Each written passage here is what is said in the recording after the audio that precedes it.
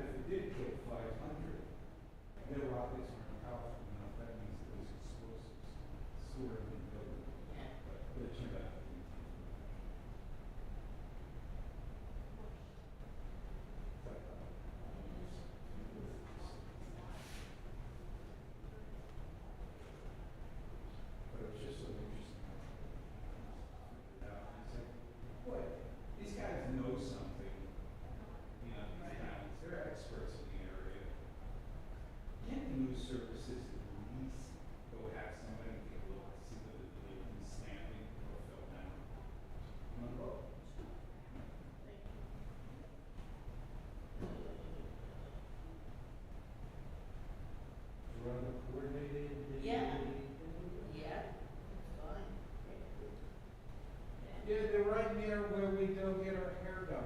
It's a great little place. Little place, good, because they don't have much parking. Well, they don't have parking, so. They don't have parking? There's no parking lot. Well, there's cars, it looked from the aerial view. They like this on the side screen, and then there's usually parking, but amazing. We don't use It looked to me like right in front of the building was a few spots. the park. But yeah, you'll find parking. Or you run it off and eat versus,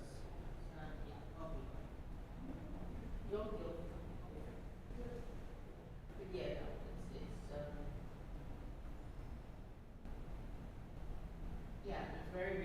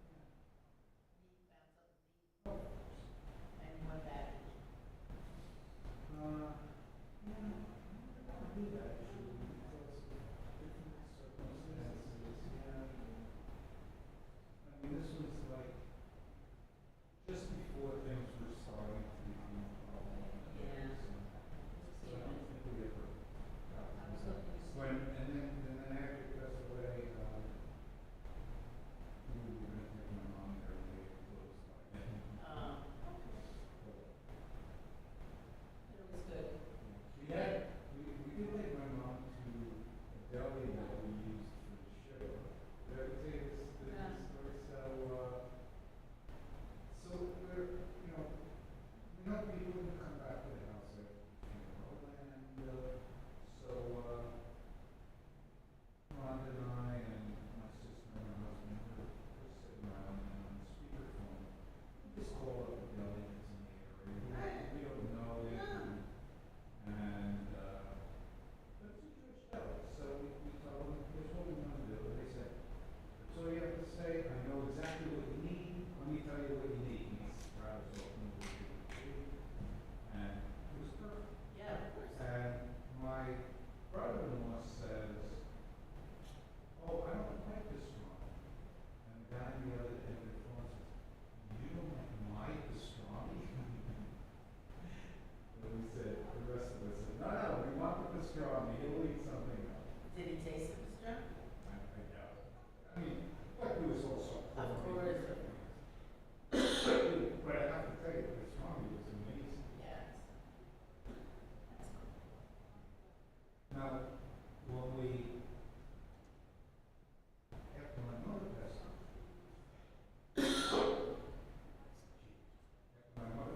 away, we set sugar at my sister's house in Manhattan. Yeah. And one night she said,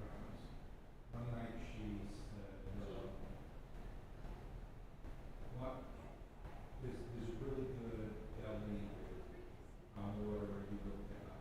Okay. And pastrami. Oh, yeah. And so we went there and they said, we don't know. Oh, there's another. Does anybody need a book? No, I'm okay. More? No, I got a book for you too. Oh, okay.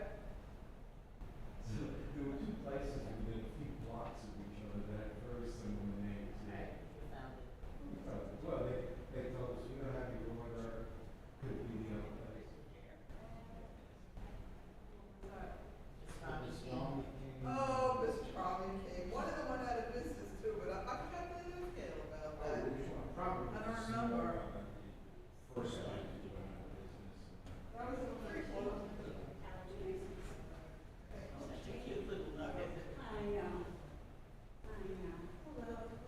Professional allergies. I was reading an article and No end to this.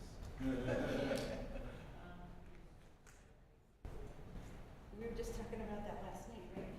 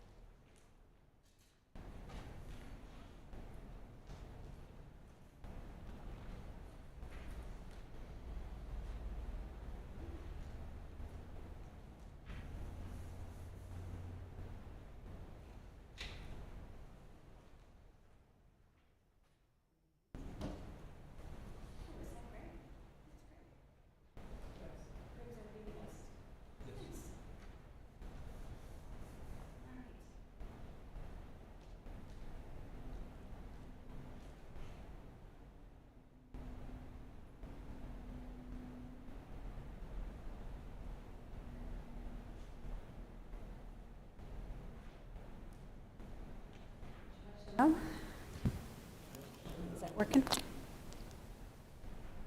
Try it here. Okay, Shabbat Shalom. We'll begin with our opening song, our welcoming song on page 99, Hine Ma Tov.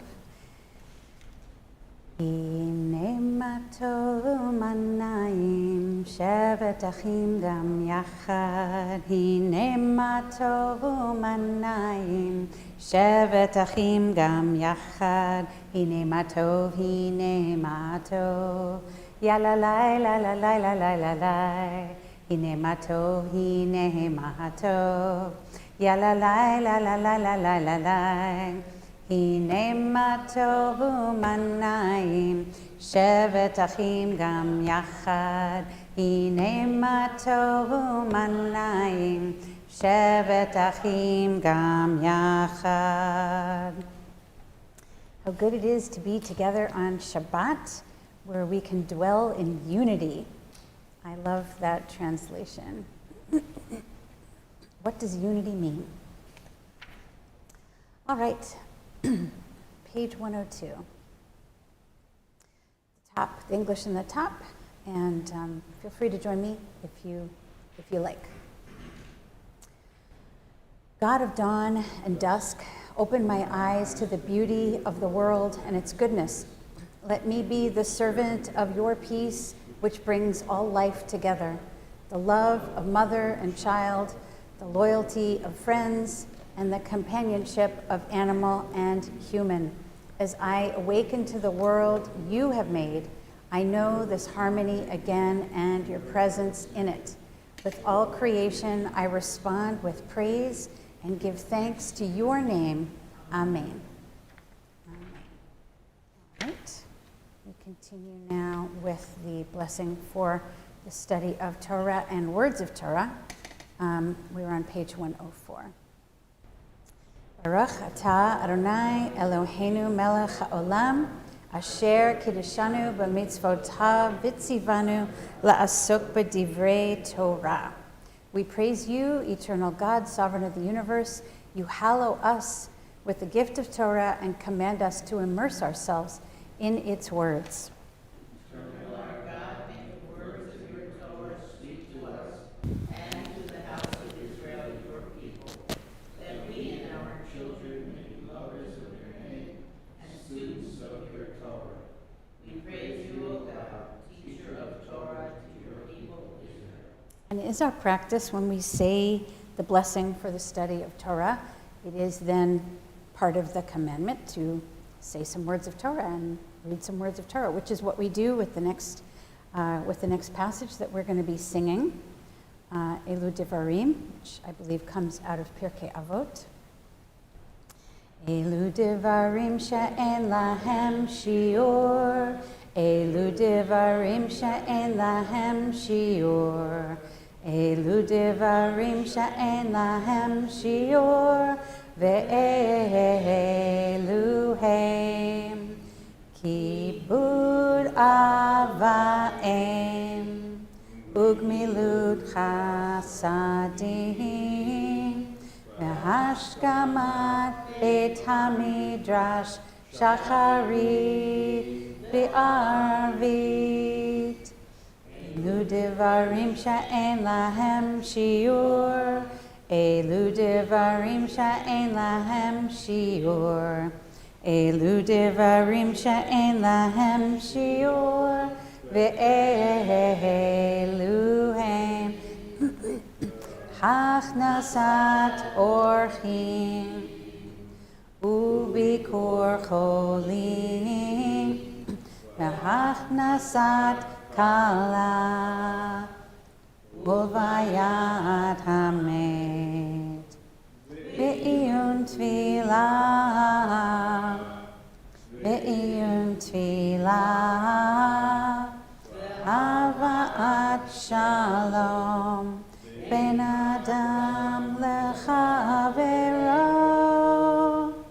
v'talmud Torah keneged kulam, v'talmud Torah keneged kulam, v'talmud Torah keneged kulam, We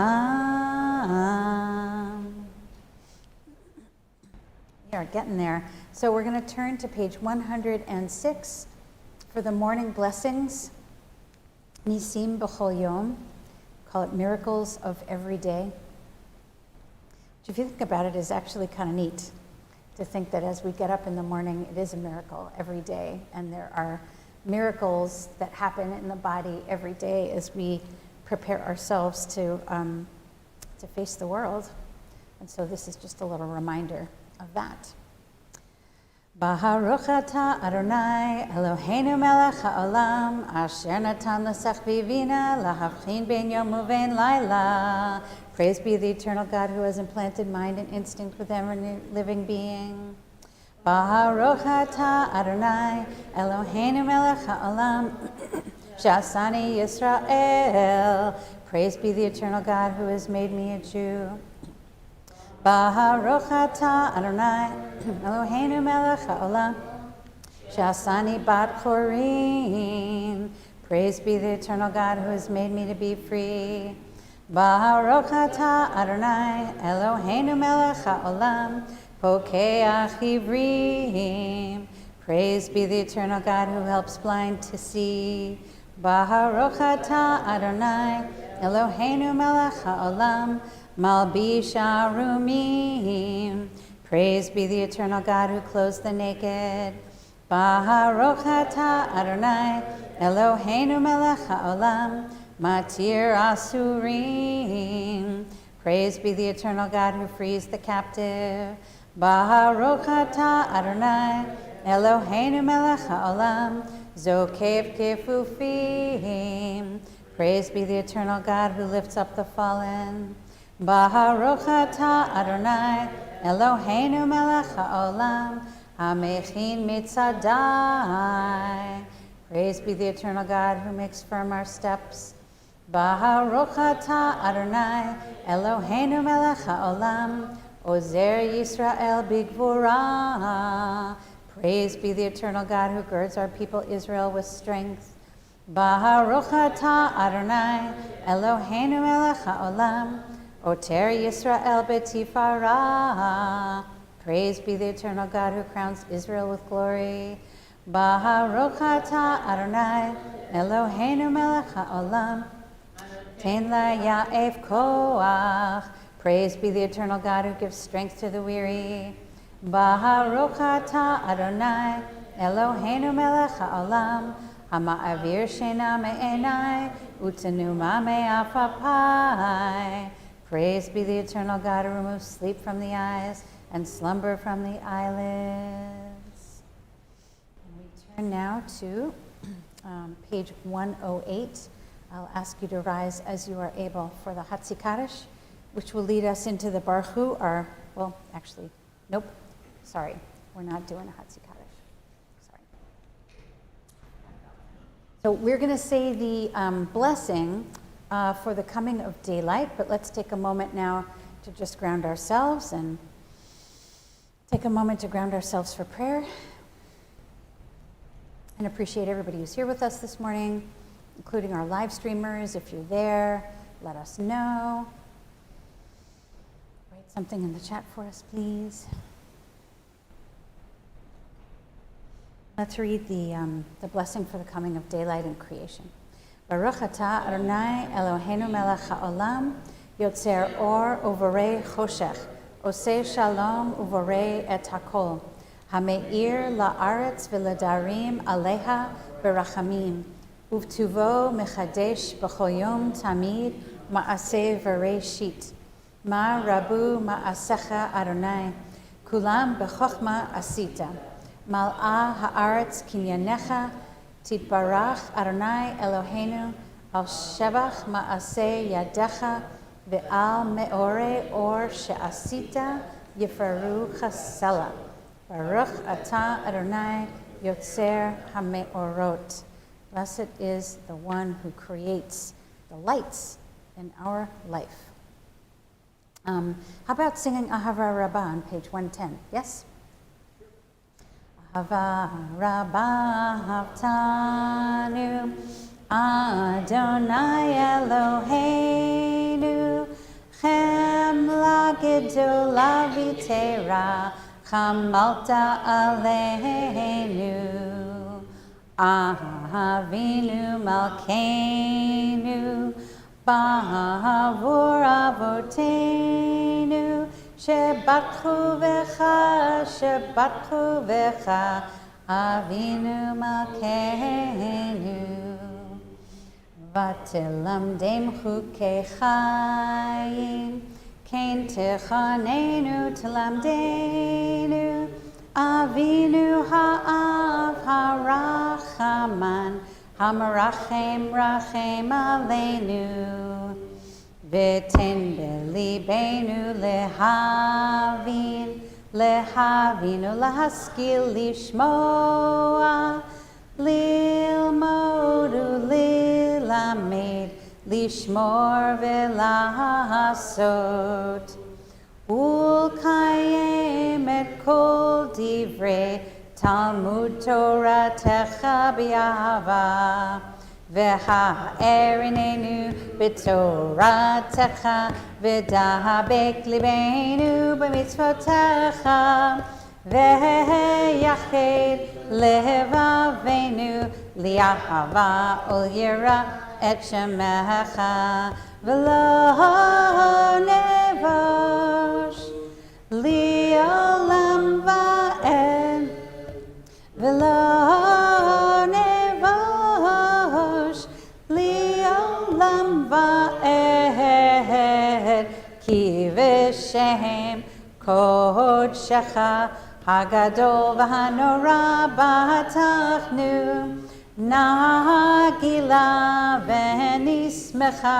nagila v'nismecha b'shuatecha. Oh, it's a little different. Ki el poel yeshuatata, uvanu b'charta, v'keravtanu l'shimcha hagadol, l'shimcha hagadol, sela be'emet, lehodot lecha, uliachedcha bi'ahava. Baruch atah Adonai, habocher bi'amo Yisrael bi'ahava. Shema Yisrael, Adonai Eloheinu, Adonai Echad. Baruch Shem Kavod Malchuto Leolam Va'ed. V'ahavta et Adonai Elohecha b'chol levavcha u'v'chol nafshecha u'v'chol me'odecha, v'hayu hadivarim ha'ele asher anochi mitzavecha hayom al levavecha, v'shinantam levanecha v'dibarta bam, b'shivtecha b'veitecha uvlechtecha v'derech, uv'shachbecha uv'kumecha, ukshartam liot al yadecha, v'hayu letotafot bein enecha, uchtavtam al mezuzot beitecha uvish arecha, leman tizkeru va'asitem et kol mitzvotai, v'hitem kedoshim lelohechem, ani Adonai Elohechem, asher hotzeiti etchem me'eretz Mitzrayim, lihiot lachem lelohim, ani Adonai Elohechem. We continue page 112. Eternal truth, it is that you alone are God and there is none else.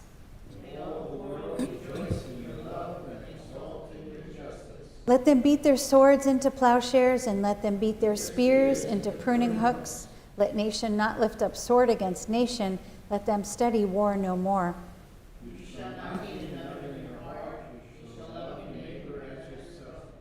Let the stranger in your midst be to you as the native, for you were strangers in the land of Egypt. When the houses of bondage went forth to freedom, so let all be free to sing with joy. Mi chamocha ba'elim Adonai, mi kamocha nedar b'kodesh, nora tehilot o sefer haleh, shira chadasha shiberchu geulim, l'shimcha al sefat hayam, yachad kulam hodu v'himlichu v'yamru, Adonai imloch leolam va'ed. Tzur Yisrael, kuma be'ezrat Yisrael, ufedechinu mecha Yehuda v'Yisrael. Go aleinu Adonai tzivah kedosh Israel. Baruch atah Adonai Ga'al Yisrael. And a little bit of an asthma attack. It's time now for our tefillah, the core prayer of our morning service. I'm going to invite you to please rise. We're going to do the first three blessings silently and then be seated, and then we'll continue with reading parts of the rest of it out loud.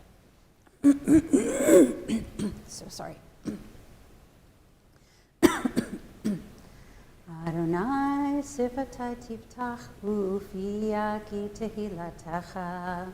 Eternal God, open my lips, that my mouth may declare your glory.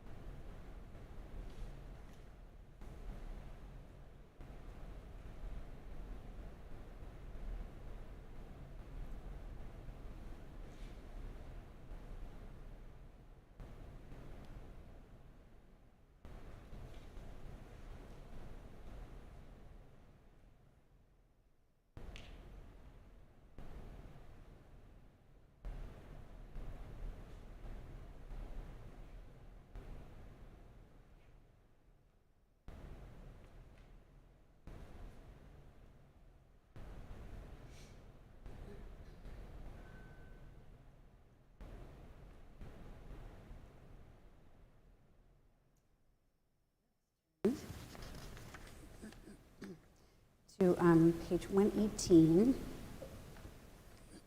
Yismechu. You have a melody for that? Shomerei Shabbat, Yismechu b'malchuta, v'korei oner. Yismechu b'malchuta, Shomerei Shabbat, Yismechu b'malchuta, v'korei oner. Al v'kadosh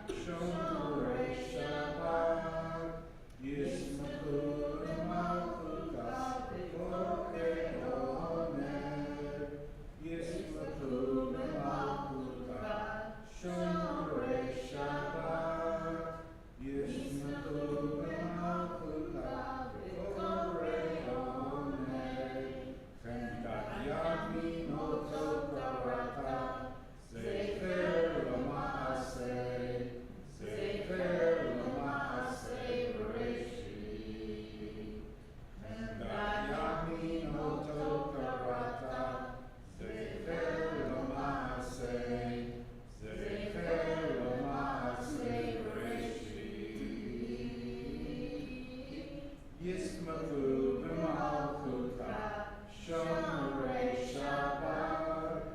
Yismachu b'malchuta, Borei Olam. Yismachu b'malchuta, Shomerei Shabbat. Yismachu b'malchuta, Borei Olam. Thank you. All right. Bottom of the page in the English, feel free to read along with me. Our God, God of our fathers and our mothers, may our rest on this day be pleasing in your sight. Sanctify us with your mitzvot, and let your Torah be our way of life.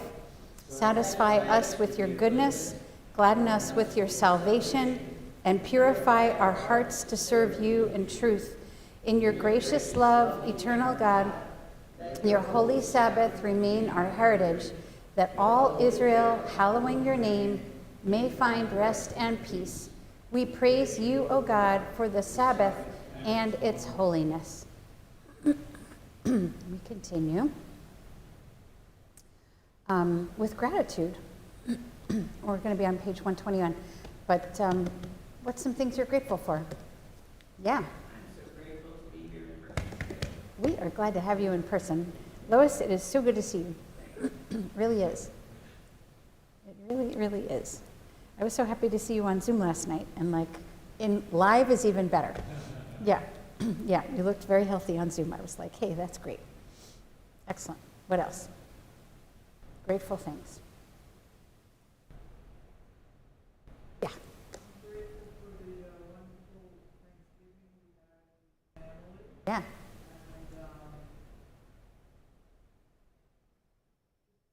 And I guess along so well. Such a blessing. Yeah. Yeah, that is a blessing. Anything to add there, Mark?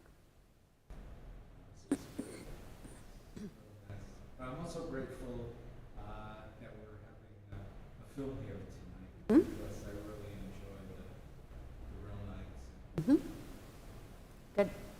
Good. Kareem, anything? Life in general? Greg, how about you? Life in general. That's good. I had a really nice Thanksgiving. One of the things I got to do was I got to go into New York, and I got to go into the Metropolitan Museum of Art, which I haven't been to in a while. And they had a really neat exhibit there about two painters, Manet and Degas, who were living at the same time, kind of bounced off each other quite a bit, and sometimes they were kind of frenemies. Like sometimes they were really close, and then sometimes they were competing with each other. And they showed their works like one next to the other. Like this one did the racehorses, and this one did like the starting gate, and this one did, and it was really, and the Met does such great explanations of things that you really got a sense of like being there in their time. It was really wonderful. It was really wonderful, and I was very grateful. For some reason, we were able to get in an hour early, and so it wasn't as crowded. It was very crowded. By the end of the time, it was very, very crowded. Like wearing a mask kind of crowded. It was very crowded. Yeah. But still wonderful to have gotten there, and art makes me happy, so that was a nice thing. All right. Any other gratitude? Going once, going twice? All right. We gratefully acknowledge that you are our God and the God of our people, the God of all generations. You are the rock of our life and the power that shields us in every age. We thank you and sing your praises for our lives, which are in your hand, for our souls, which are in your keeping. Signs of your presence we encounter every day, and for your wondrous gifts at all times, morning, noon, and night. You are goodness, your mercies never end. You are compassion, your love will never fail. You have always been our hope. Praise be the eternal God, to whom our thanks are due. Let's see. You have a Sim Shalom that you like? What's that? Sim shalom tova uvracha, sim shalom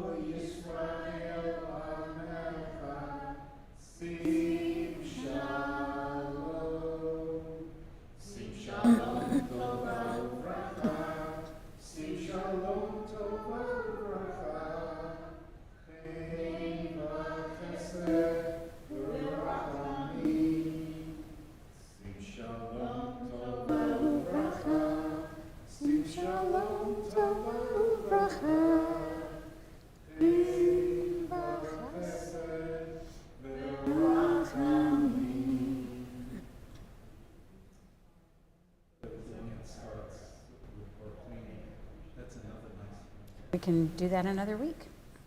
Absolutely. All right, we'll have some silent prayer, which we'll close with Oseh Shalom.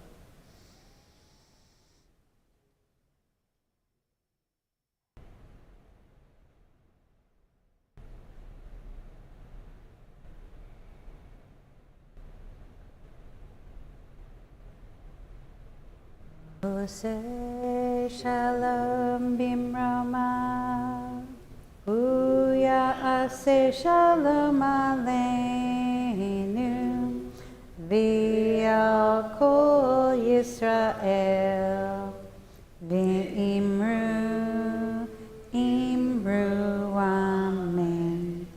Aseh Shalom, Aseh Shalom.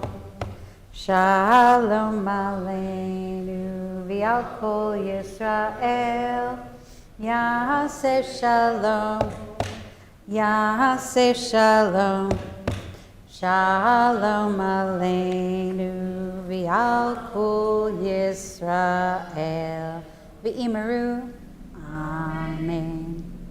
All right, Shabbat Shalom. We also have a tune for the silent prayer, which is kind of weird. You have a tune for the silent prayer? What's the tune for the silent prayer?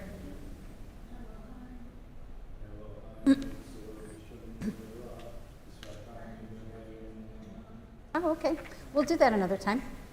For sure. Yeah. You would do that on which morning?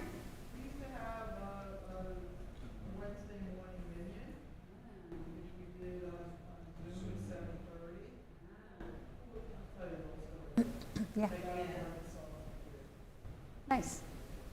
Nice. The Danny Messing song. All right. That works. All right, so let's take a look at our Torah service.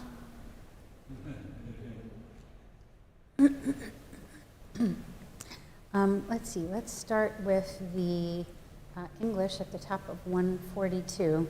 There is none like you, Eternal One, among the gods that are worshipped, and there are no deeds like yours. Your sovereignty is everlasting.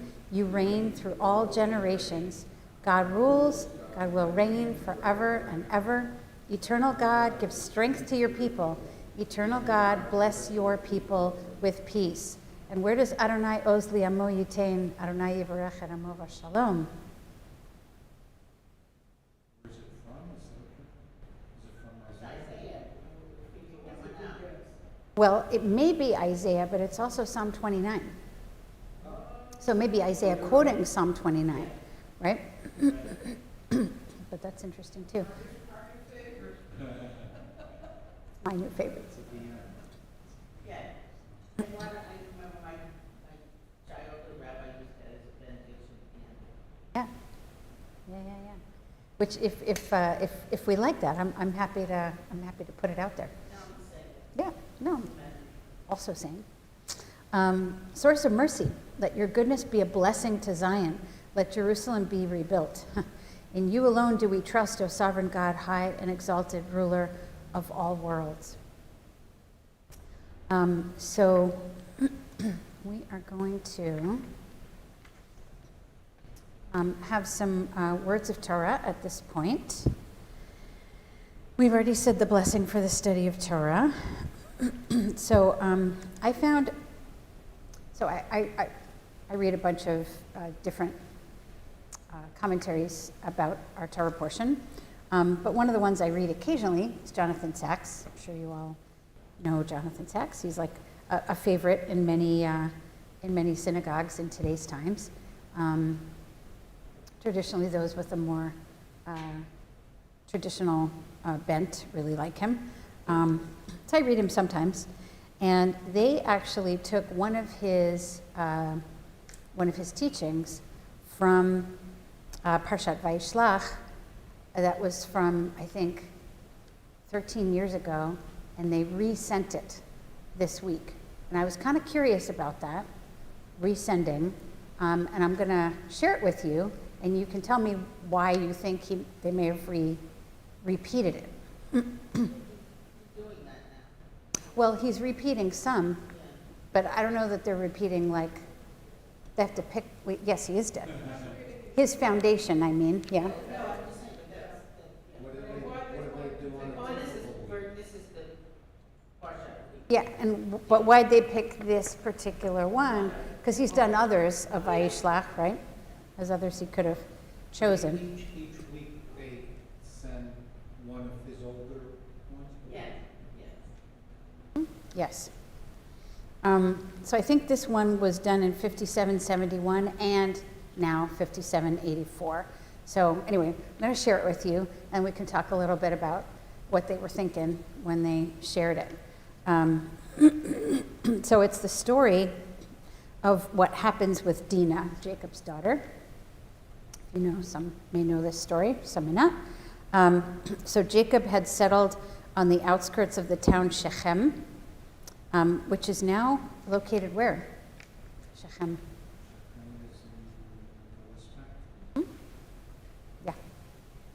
And I forget what it has another name that we know more commonly, and I forget what it is, but it's in the West Bank for sure. And it was ruled by a leader by the name of Hamor. And Jacob's daughter Dinah went out to see the town, and Hamor's son Shechem, also named Shechem, which makes you kind of wonder sometimes if this was a myth, one of those mythological stories in the Bible, but anyway, I digress. Hamor's son, also named Shechem, sees her, abducts, and rapes her, and then asks to marry her. He begs his father, "Take this girl as a wife for me." Jacob hears about this and doesn't say anything, but his sons are furious. They set out to rescue her and to punish the people. Now, Hamor and his son come to visit Jacob's family, and he asks them to give consent to the marriage with Dinah. Jacob's sons pretend to take the offer seriously. They say, "We will settle among you, we'll become part of your town there in Shechem, we'll intermarry on the condition that all your males be circumcised." Hamor and Shechem bring the proposal back to the people of the town of Shechem. They agree. And then on the third day after their circumcision, when the pain is at its height and the men are incapacitated, Shimon and Levi, Dinah's brothers, enter the town and kill every single male in Shechem. Jacob at the time rebukes his sons. He says, "You have brought trouble upon me. You have made me odious to the inhabitants of the land of the Canaanites and the Perizzites. I am few in number," meaning like his family is small, "and if they join forces and attack me, I and my household will be destroyed." So, interesting what his protests are and why he's protesting. We can talk a little bit about that. But one of the things I noticed in this story up to here is that this idea of surprise attacks by people who promised peace, there's kind of like some parallel there. Surprise attack by people who promised peace. If we think about the use of the attacks by Hamas on Simchat Torah,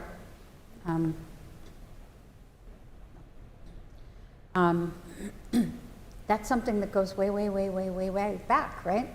Way, way, way back. Okay, so Jacob rebukes his sons, and Shimon and Levi have a reply. And the Bible also backs them up. And Shimon and Levi said, "Should he have treated our sister like a prostitute?" So they had reason to attack, that there had been prior violations. So, okay, maybe it was a surprise attack with some, dishonest motive, but they had revenge. That they had a wrong they had to right. It says the Torah adds 3 times authorial comment on the moral gravity of the situation. Jacob's sons, having heard what happened, came back from the field. They were shocked and furious, for Shechem had committed an outrage. Such a thing cannot be done. And the sons of Jacob came upon the slain and spoiled the city because they had defiled their sister. Even though Jacob says no more at the time other than his rebuke, many years and 15 chapters later on his deathbed, he curses Shimon and Levi for their behavior. And he says, Shimon and Levi are brothers, weapons of violence their wares.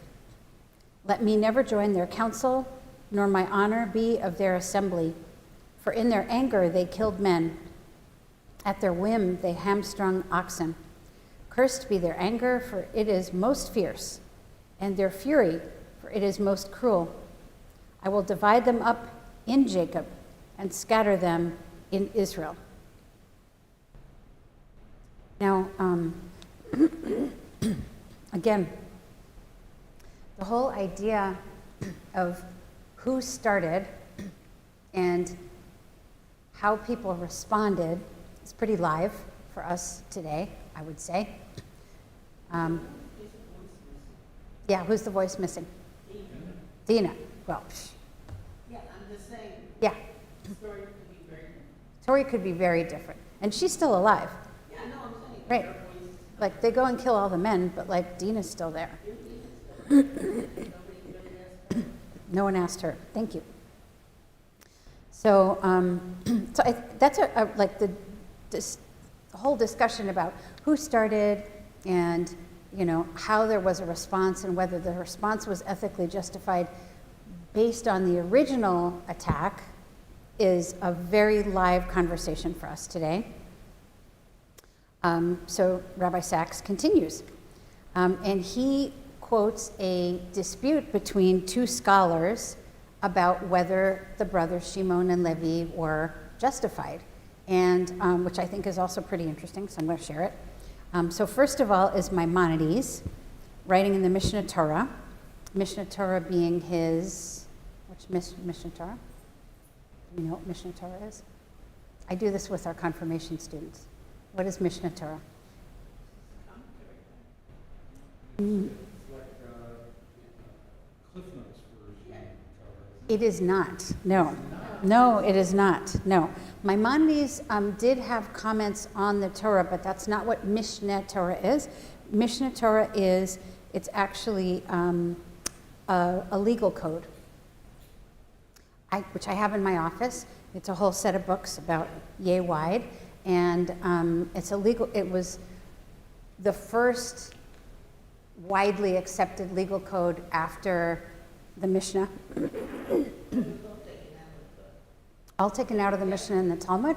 And basically, you know, the Mishnah and the Talmud could have you running around in circles, but Mishnah Torah has everything by section, by topic. Yeah, but it's a legal code primarily. However, there is some material here. So he's talking here about the Noahide commandments, and he vindicates the brothers. He says that the establishment of justice and the rule of law is one of the 7 laws of Noah, binding on all humanity. And he cites this passage of Torah. He says all of this is on the basis that the people of Shechem were guilty of death committed by Shimon and Levi because Shechem stole and raped Dinah, which they saw and they knew about, but they did not bring him to justice. So basically saying that, well, again, he's setting up the argument. And so Maimonides is saying, listen, we have to have a rule of law, has to happen. So we are, this is the way it has to be. So when someone does something wrong, there has to be a punishment. Because they didn't But deal they with were, it but themselves. I could argue that they were trying to rectify it, but they came to say that Dina, to make her an honorable woman, he Yeah. married her. Well, He wanted them. and circumcise everybody, which is not a small thing.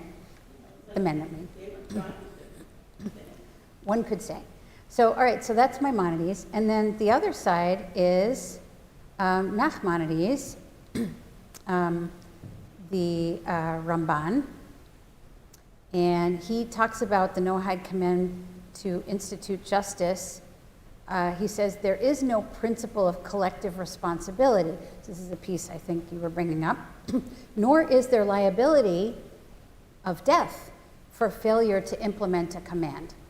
So he says, okay, fine, this is a commandment, but if you don't implement it, the punishment is not death, and it's certainly not a punishment of death by other, committed by other people. So a lot of the rabbinic laws took out the punishment by death, right, and replaced it with excommunication and, financial costs, and also, sort of like negative points in the world to come, right? There was a lot of that, like you'll get yours later, but they didn't kill anymore, and so it's interesting to see what the rabbis did with it afterwards.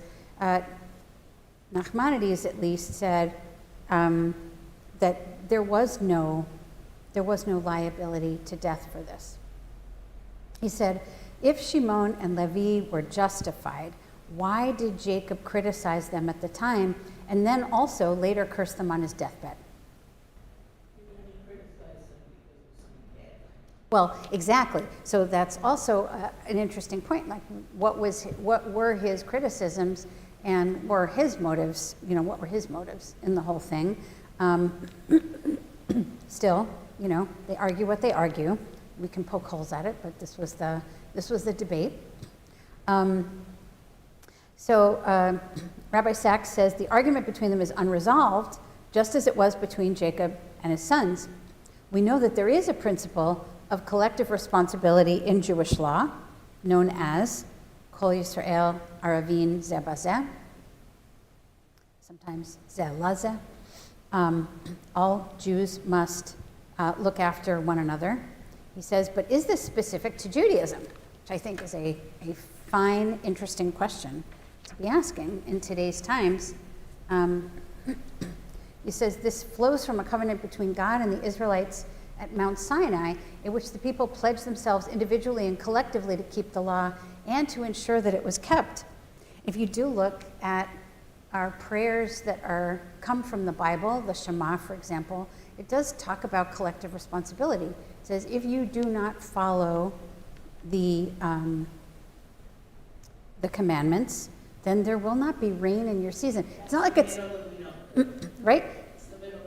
I get it, but I'm saying, like, the thing that's in the Torah, that's what it says. And the point is, it's not going to rain over here and not over there. It's not going to rain on one person's fields and not on the others. It's collective, right? So the Torah did initially have a sense of collective responsibility and collective punishment, potentially. So Maimonides seems to be saying that collective responsibility is a feature of all societies. We are responsible not only for our own conduct, but for those around us amongst whom we live. Perhaps this flows not from the concept of society, but simply from the nature of moral obligation. If doing X is wrong, then not only must I do it, I must also stop others from doing it. And if I fail to do so, then I share in the guilt. Today we would call this the guilt of the bystander. And he quotes a quotation from the Talmud that backs that up, Shabbat 54b.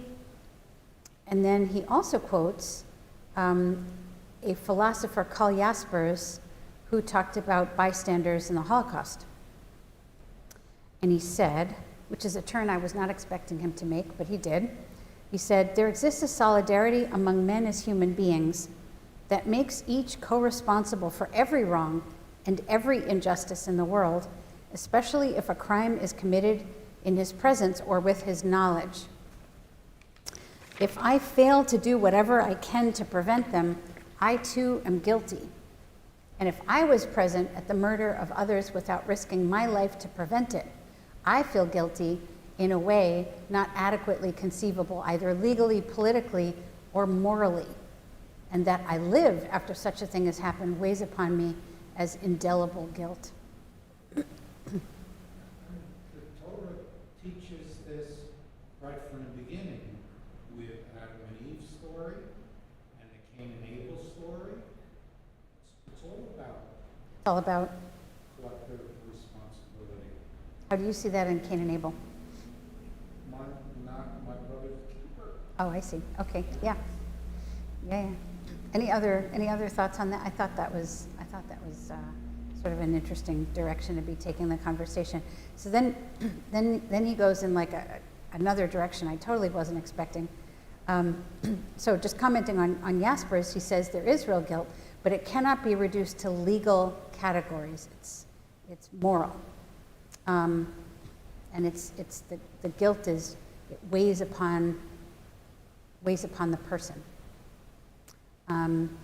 He says Shimon and Levi may have been right in thinking that the men of Shechem were guilty of doing nothing, but that does not mean that they were entitled to execute summary justice by killing all the males. Jacob was right in seeing this as a brutal assault. It's really interesting because Rabbi Sachs doesn't often come in and say something is right or wrong. He usually just talks about it, but kind of saying right and wrong is very... I mean, we rabbis don't do that like really that often, finger waggingly, but here he's doing it. He says Jacob was right? Jacob was right in seeing this as a brutal assault. Does not mean that they were entitled to execute summary justice by killing all the males. He says, in this case, Nachmanides' position seems more compelling than that of Maimonides. And he ends with a quote that like totally knocked me out, which comes from Yeshayahu Leibovitz. Anybody know that name? I didn't, so I had to look it up. He was a moralist and a philosopher in Israel, 1903 to 1994. So he lived through the War of Independence in Israel. And he says, he wrote a book or a long essay on the 1953 massacre of 69 Palestinian civilians by the Israeli forces at a place called Kibbya, if you've heard of the Kibbya massacre. It was a town in the West Bank where they massacred 69 Palestinian civilians. And this is what he wrote in that book about that massacre. He said, there is also an ethical postulate which is not itself a matter of rationalization, which calls forth a curse upon all the justified and valid considerations. There may be actions which can be vindicated but nevertheless accursed. And that is what Jacob meant when he cursed his sons. Collective responsibility is one thing, collective punishment is another. Thus says Rabbi Sachs. Do you agree? Do you disagree? Thoughts about how that applies to today? What we're looking at now? Lots of killing all around. Yes, Mark. So, within a country, laws should not provide any collective responsibility. I don't believe that. Okay? I mean, if I do something wrong, my family should not be punished for it. It's my responsibility. Okay? You agree? Oh. Now, when you're dealing across borders, now you're talking about war. And war is a very difficult thing. So over time, through custom, there's been established, a concept of international law that attempts to come up with a system of morality, and using that concept, if you've been attacked, you have an obligation under international law to come in and destroy the enemy.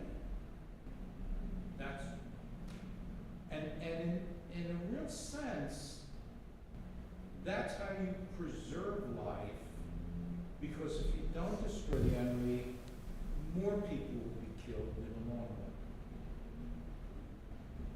run. Mark? At least that's the moral concept behind the international law. And it applies to all countries in the world except Israel. Like every other piece of international Yeah, law. like the same was Ukraine. Right. Nobody's telling Putin he's doing something wrong. It's really. Well, they are. Well, it's interesting. It's interesting you bring it up because I've been thinking about that too.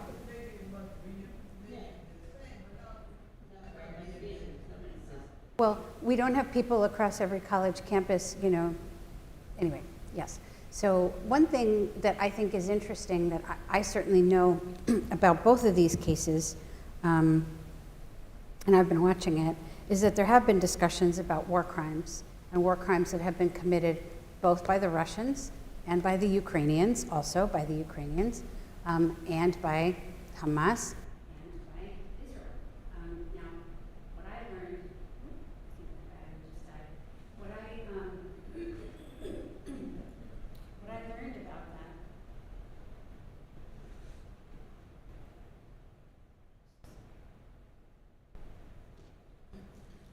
What I learned about the issue of war crimes is you can wag your finger all you want, but it doesn't actually get addressed and settled until after. So after a war, which to me this is kind of wild, after a war they go and they investigate, and if, again, they always look at motivations and they look at what proof there is of motivations. And if they find proof, for example, that there were all kinds of weapons and things being held in the Al-Shifa hospital, for example, then it may not be considered a war crime. And if they never know, then, you know, who knows how they're going to determine it. But I guess, you know, the thing I wanted to say with that is that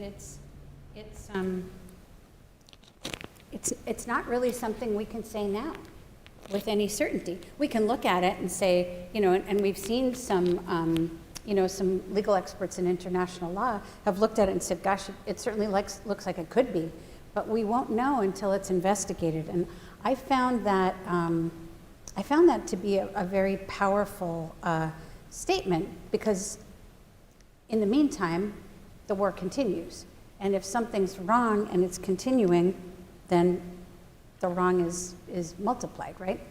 And this is one of the things that I think is happening, for example, in Russia's case, in that if people feel like their invasion was a war crime, then why don't they stop it now?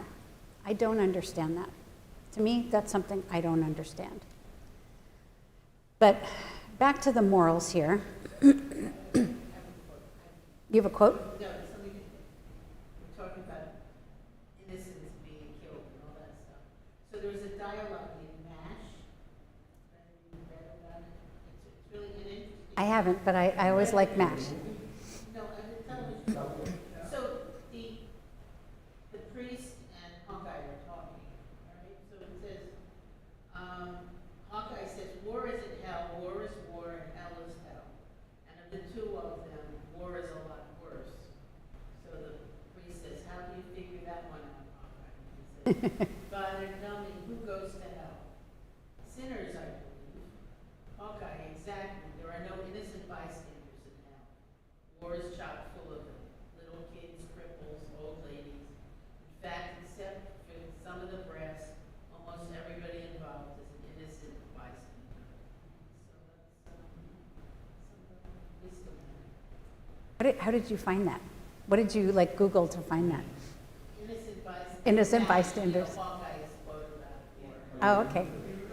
But I saw it somewhere else. I remember seeing the episode with that. Yeah, Yeah, so it's so very true. yeah.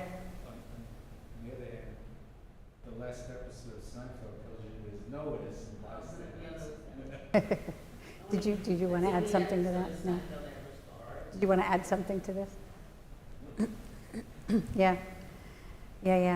So, yeah, I think it's really interesting, and you could argue, for example, that you know, if some punishment was going to be, you know, put forward on the people in the town of Shechem, did they have to kill all the men? And maybe one could argue that yes, because if you killed one, then the others would come back and exact revenge, and so it was only in killing all the men that you could actually stop the cycle of violence, right? Which doesn't sound entirely unlike what we've got right now going on. Did you want to say something, Rhonda? I saw your hand up. So, we know that Israel has had issues with Hamas for, at least since 2005, 2007, Hamas got elected in. Yep. And it kind of let a lot of it slide. So this time they said, this is enough. We can't, enough is enough. We gotta get rid of Hamas. So I'm just thinking back to what happened with Dina and her brothers coming in. We don't really know what was happening beforehand. Said Jacob and his family lived in Shechem. How were they being treated? What was going on there? Were they just waiting? Was it a similar thing where the brother said, enough is enough? And, we've got to stop these people of Shechem, and said, you can't just, if you leave some of the men, they're going to turn around and fight back at you. I'm just trying to think about it. I said, why did they pick this particular one? So I'm just thinking that all wasn't sunshine and roses before this happened with Dina. It's, a couple things that I'm thinking of as you're talking about this. It says that they were on the outskirts of the town, so that's one, right? So they were like right at the edge. They were not native. They were not native to that place, so they would be seen as gerim, right? As not belonging to that place. And we don't know what their treatment was, being on the outskirts as gerim in that place. The fact that the king and his son show up and say, I think they were probably stunned when they couldn't, he didn't say, yeah, sure, Dina can marry his son. They were probably stunned. They were probably just used to getting their way about everything. I don't think anybody was paying attention to it. I just think that the voice that's missing needed to be in this discussion. Well, I And agree things with may that have too. been different, the story. Yeah. I don't know if it was a TV show or a Midrash or something, that said Dina was really in love with this guy. Yeah. Mhm. This wasn't a rape at all. I guess legally because she wasn't married and they kidnapped her maybe, yeah, they could call it a rape. Yeah, I've heard, that's what I'm saying. heard that version. The story This- of the- This was also, Her brother said enough is enough. Well, she was a possession. and, That wasn't able to discern what her. and this is also pre all the commandments, right? So commandments hadn't happened yet. It's long before Egypt and Sinai and all the things. It was a possession, and you took our possession. Yeah. So anyway, I thought it was, I have to say, in terms of Torah study, this is probably one of the hardest passages of Torah to look at. It's brutal. There's violence against women. It's very difficult to talk about. It was one of those passages that I think many rabbis back in the day would rather skip and talk about something else. They didn't talk about the woman. They didn't talk about the woman. He didn't talk about the woman. No. It was an event, and then they talked about the man. Yeah.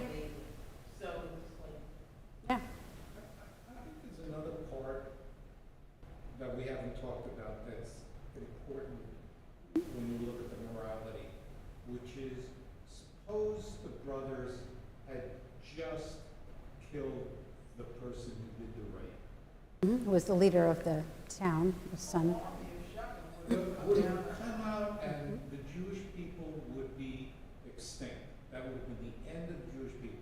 So is an existential crisis for a people part of the morality? Mhm. So is the story of what the United States did after 9/11, which was not an existential crisis, the same as what's going on now, which many people, including myself, believe is an existential crisis for Israel? Does that affect the morality? Right. And these are all really important questions, I think. And I was just thinking the same thing.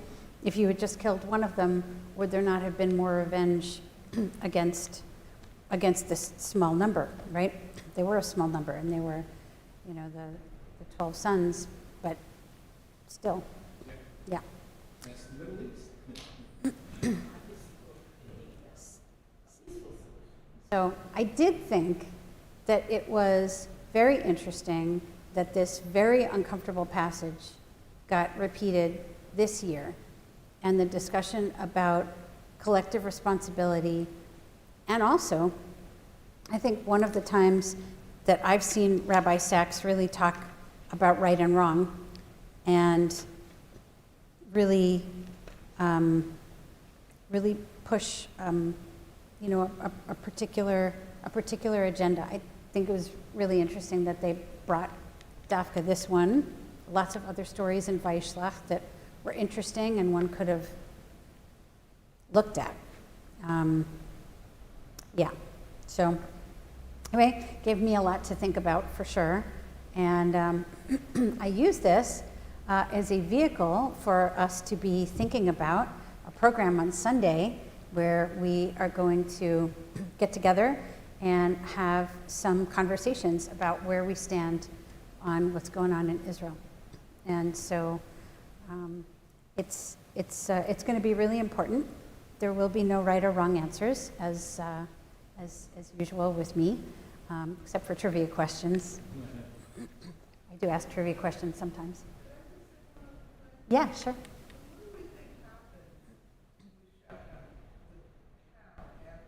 Yeah.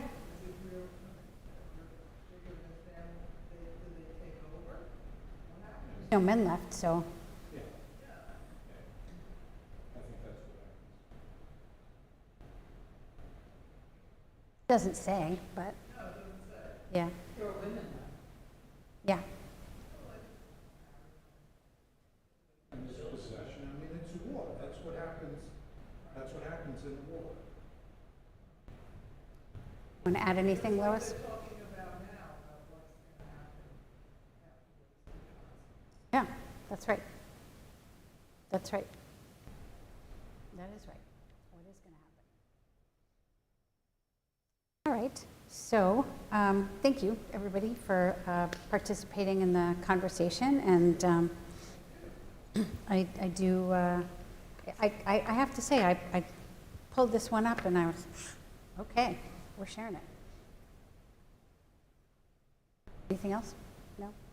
But Rabbi Sachs doesn't really go into all of these, what happens next if you don't do the collective punishment. No, he doesn't. He doesn't. And I think it's an interesting question because he is a very thorough guy, was a very thorough guy in his reasoning and his logic. And so maybe to him it didn't matter, And the fact that he was quoting Yeshayahu Leibovitz, who... That's Nechama Leibovitz's brother. I'm sorry? He's Nechama Leibovitz's brother, the biblical scholar. Oh, yeah, okay, Yeshayahu. Mm-hmm. And, I mean, this thing that he wrote was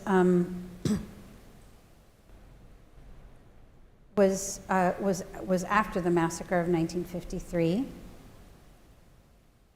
So, and Sachs brought it out, many years later, way after 1953. So, I just think that a lot of quotes there that really surprised me, and I thought, interesting discussion. Thank you for holding it with me. And Shabbat Shalom. All right. So,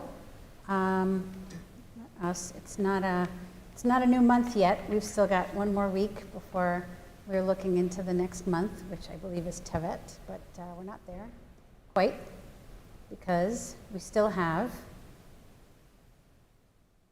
what comes before the end of the month, Hanukkah. Yep, coming up. There's a Hanukkah reading in here, right? Oh, good.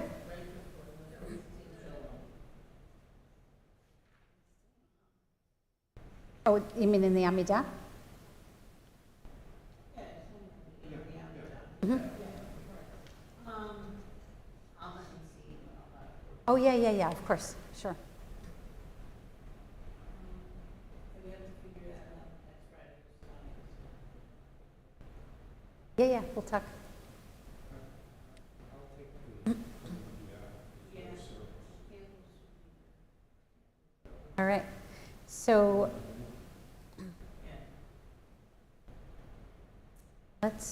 let's do some reading on page 146.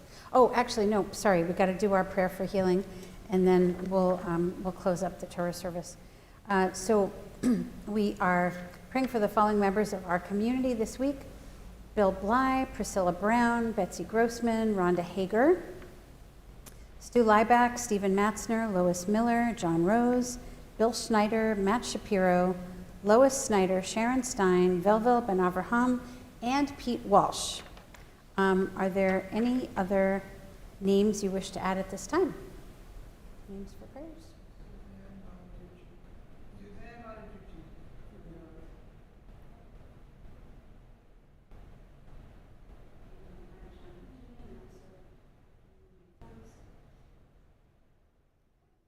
Montecucci. Do you have a prayer for healing you'd like to add at this time?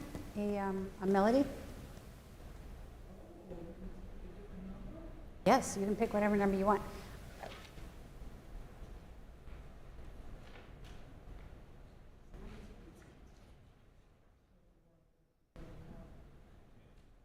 I've got two here if you need. You like all the numbers?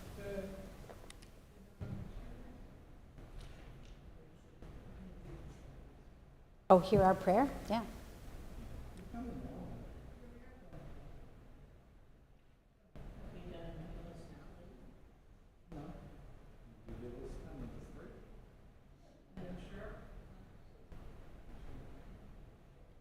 came one time, yeah, sure, came to a, We did Shabbat.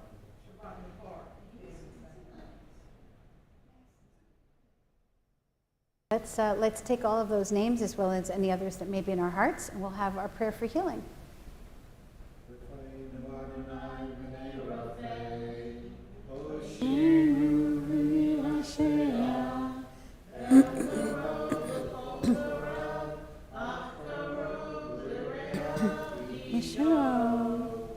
We pray for healing of the body. We pray for healing of the soul, for strength of flesh and mind and spirit. We pray to once again be whole.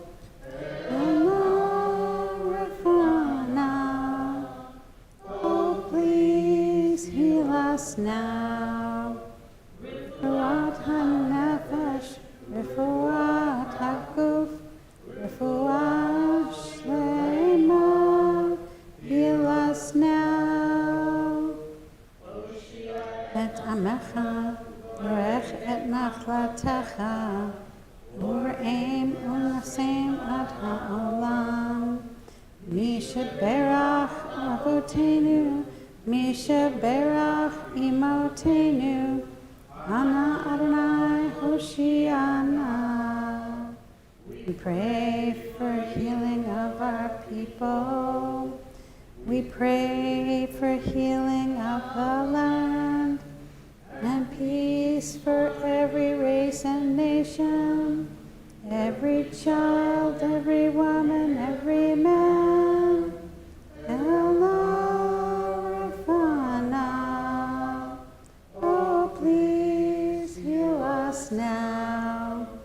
Refuat hanefesh, refuat haguf, refuat shlema. Ella Rafana.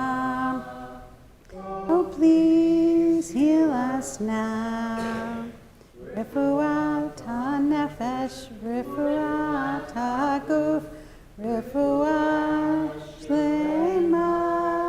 Heal us now.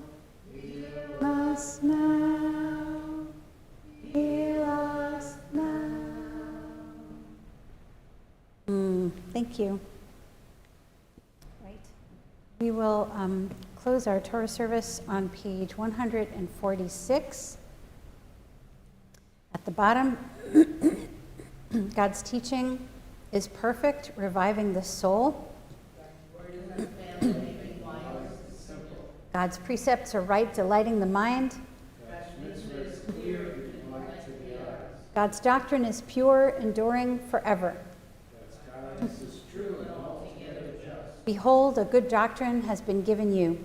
My Torah, do not forsake it. It is a tree of life to those who hold it fast, and all who cling to it find happiness. Its ways are pleasantness, and all its paths are peace. Help us return to you, O God. Then truly shall we return. Renew our days as in the past. Amen. All right. It is time now for the Aleinu.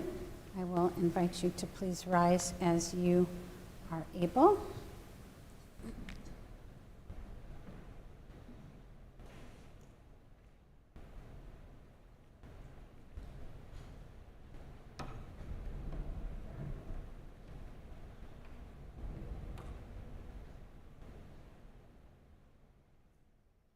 Aleinu l'shabeach l'adon hakol, לתת גדולה ליוצר בראשית, שלא עשנו כגויי הארצות, ולא שמנו כמשפחות האדמה, שלא שם חלקנו כהם, וגורלנו ככל המונם. ואנחנו קוראים ומשתחווים ומודים לפני מלך מלכי המלכים הקדוש ברוך הוא. שמעת שמיים ויוסר הארץ ומושב יקר בשמיים שכנה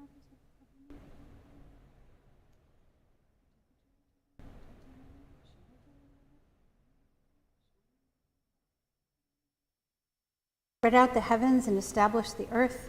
You are our God, there is none else. In truth, you alone are sovereign God, as it is written. Know then this day and take it to heart.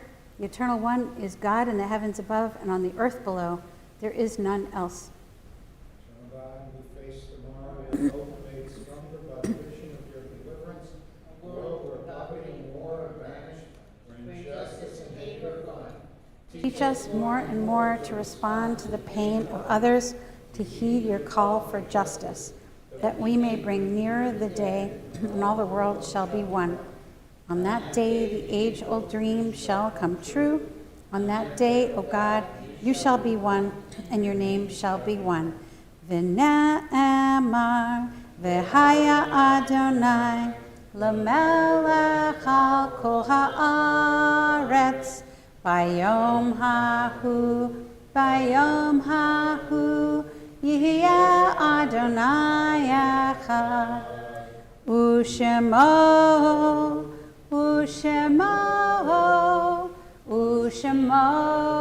echad.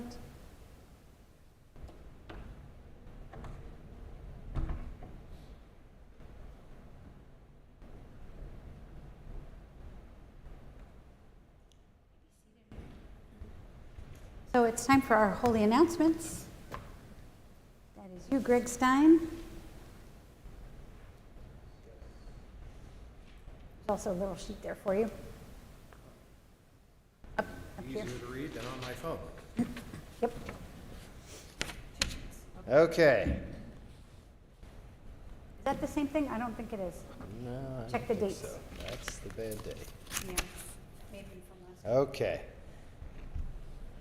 So 7 p.m., there's real night in person tonight. Please arrive on time. The doors will be locked shortly after 7 p.m. and you'll not be able to enter the building. At tomorrow, 9 a.m. is religious school. At noon is confirmation class.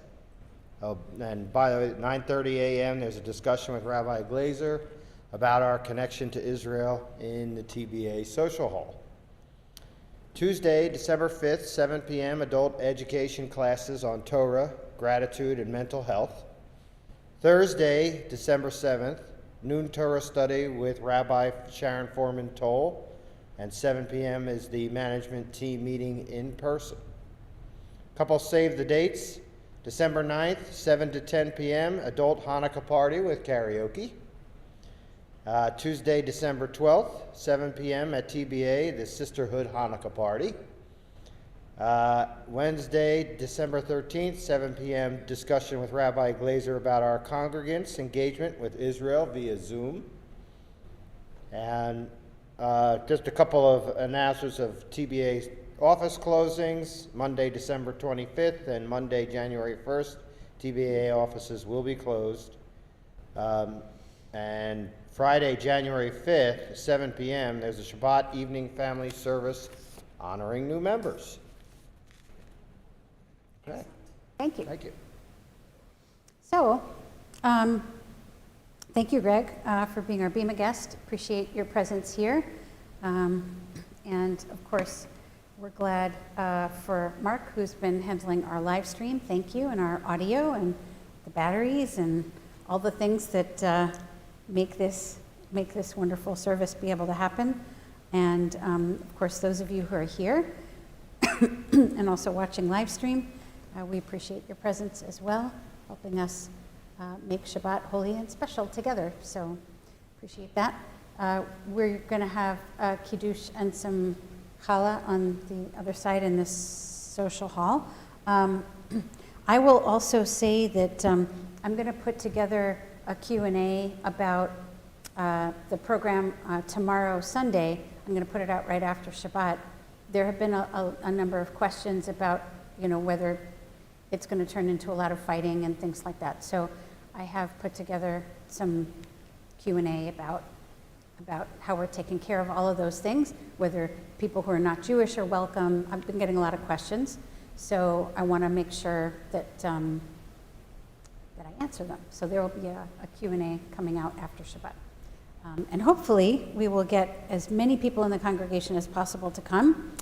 It is really important because we need to be listening to each other more around difficult subjects, not just Israel, but the transition is really dependent upon us coming out and being able to talk to each other. So we're gonna start with this and see where it goes from there.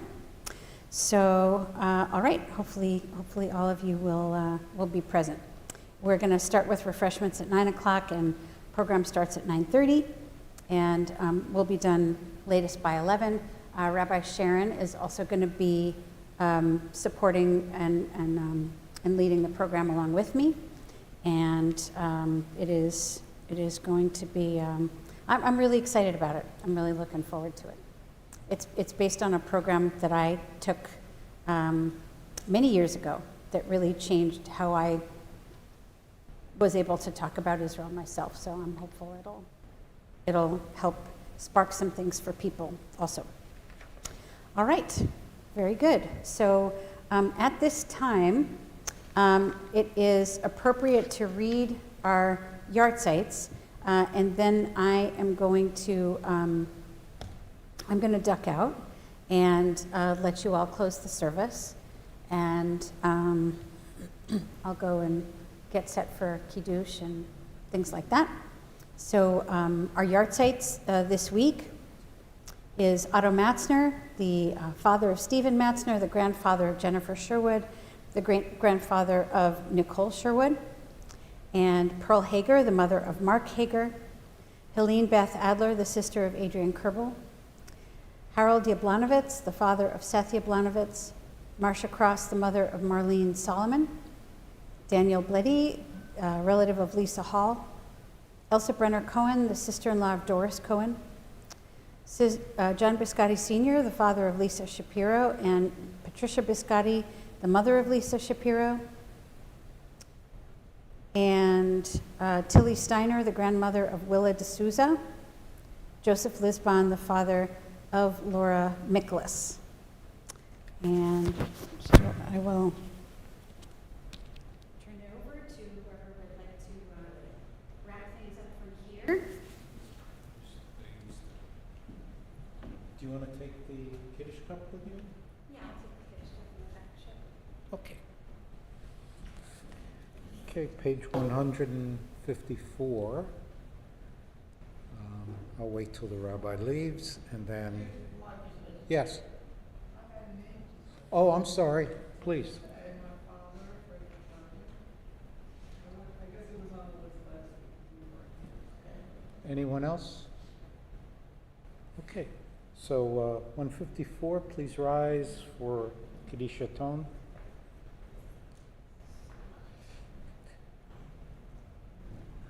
Yitkadav Yitkadash Shemei Rabbah B'Alma Divrah Pirutei V'Yamlich Malchutei B'Chayechon U'Vyomechon U'Chaye D'Kol Beit Yisrael Ba'Galav Zman Kariv V'Yimru Amen Yehei Shemei Rabbah Mevarach Le'olam Olamei Olmaya Yitbarach V'Yishtabach V'Yitpa'ar V'Yitromam V'Yitnaseh V'Yithadar, V'Yit'aleh, V'Yit'alah, Shemei D'Kudusha B'Rechu, Le'ela Min Kol Birchatav Shirata, Tushbachata V'Nechamata, Ba'amiram B'Yoma V'Yimru Amen, Yehei Shalom Rabba Min Shamaya, V'Chaim Aleinu V'Yal Kol Yisrael, V'Yimru Amen, Oseh Shalom B'Mramav, Hu Yaseh Shalom, Aleinu v'al kol Yisrael v'al kol Yoshvei Tevel